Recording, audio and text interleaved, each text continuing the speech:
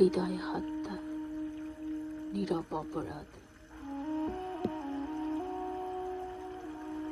আমি সুখ চাইনি, স্বর্গ চাইনি, শুধু চেয়েছিলাম নিঃশ্বাস নেওয়ার সামান্য অধিকার। কিন্তু আমার কপালে শান্তি লেখা ছিল না। আমার জীবনে সুখ ছিল নিষিদ্ধ। তোমার সান্নিধ্যে সব দুঃখ ভুলে থাকতে চেয়েছিলাম। এর বাইরে কোনো প্রত্যাশা ছিল না। কিন্তু তুমি বোঝোনি, ভাঙ্গা মানুষকে আর ভাঙ্গা যায় না। তাকে শুধু নিঃশেষ করা যায়। ভেতরের যন্ত্রণাগুলো নিয়ে প্রতিদিন বেঁচে থাকার যে নিষ্ঠুরতা, তা কেবল ভুক্তভোগীরাই বোঝে। তুমি বোঝার প্রয়োজন মনে করনি, কারণ নিজের স্বার্থই তোমার কাছে ছিল সর্বোচ্চ সত্য।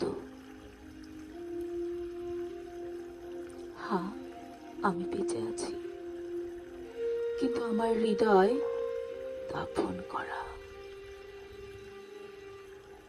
তোমরা সবাই মিলে এই হত্যাকাণ্ড ঘটিয়েছ। হয়তো হাতে অস্ত্র ছিল না, কিন্তু ছিল অবহেলা, ছিল প্রত্যাখ্যান, ছিল নিষ্ঠুর উদাসীনতা। আর এগুলোই সবচেয়ে ভয়ঙ্কর অস্ত্র।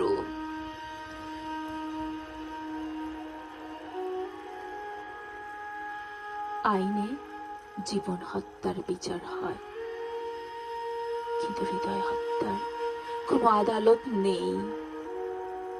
কারণ এখানে রক্ত ঝরে না, লাশ পড়ে না, শুধু ভেতরে ভেতরে একটি মানুষ মরে যায়।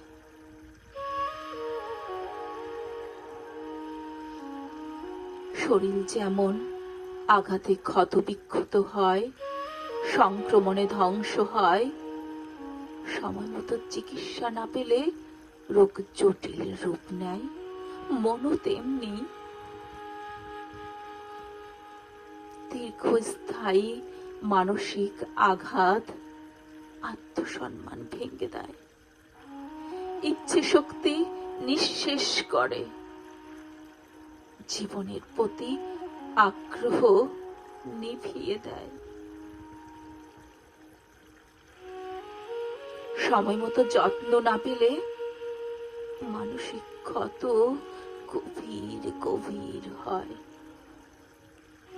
হতাশা দীর্ঘস্থায়ী হয়, মানুষ বেঁচে থেকেও জীবনহীন হয়ে পড়ে। শেষ মুহূর্তের সহানুভূতি অনেক সময় মৃত মনকে আর ফেরাতে পারে না। একটি তরতাজা প্রাণ, স্বপ্নে ভরা সম্ভাবনায় পূর্ণ জীবন ধীরে ধীরে ঠেলে দেওয়া হয় নীরব মৃত্যুর দিকে।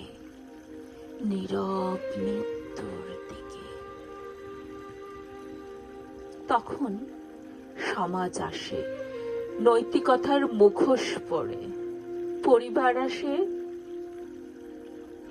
দোষ চাপানোর ভাষা নিয়ে। উপহাস, গুঞ্জন, প্রশ্নবাণ সব মিলিয়ে এই হৃদয় হত্যায় সবাই অংশীদার। এই হৃদয় হত্যায় সবাই অংশীদার হয়। পৃথিবীর বিচারে হয়তো তারাই সম্মানিত, তারাই ক্ষমতাবান, তারাই সফল। কিন্তু সৃষ্টিকর্তার দরবারে নিজের বিবেকের কাছে এই অবহেলা, মানসিক নির্যাতন আর হৃদয় হত্যার শাস্তি অনিবার্য, অনিবার্য। ধন্যবাদ।